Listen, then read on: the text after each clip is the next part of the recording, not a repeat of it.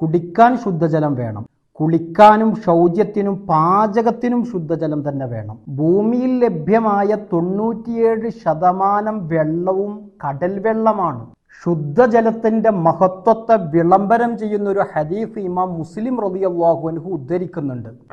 അനസ് റളിയല്ലാഹു അൻഹു പറയുന്നു, അസ്വാബന വനഹ്നു മഅ റസൂലില്ലാഹി സ്വല്ലല്ലാഹു അലൈഹി വസല്ലം മത്തറുൻ. ഞങ്ങൾ തിരുദൂതരോടൊപ്പമായിരിക്കെ മഴ വന്നു.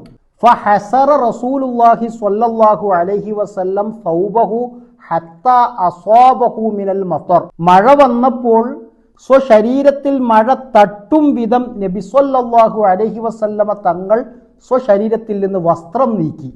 അപ്പോൾ സ്വാഭാവികമായും ഞങ്ങൾ ചോദിച്ചു, യാ റസൂലല്ലാഹ്, അള്ളാഹുവിന്റെ ദൂതരെ, ലിമ സ്വനഅ്ത ഹാദ, എന്തിനാണ് മഴ വന്നപ്പോൾ, പുതുമഴ വന്നപ്പോൾ സ്വശരീരത്തിൽ മഴ തട്ടും വിധം വസ്ത്രം നീക്കിയത്? തിരുനബിയുടെ പ്രതികരണം, ലിഅന്നഹു ഹദീസു അഹ്ദിൻ ബി റബ്ബിഹി, പുതുമഴ അള്ളാഹുവിൽ നിന്ന് ആജ്ഞാനുസാരം ആഗതമായതാണ്.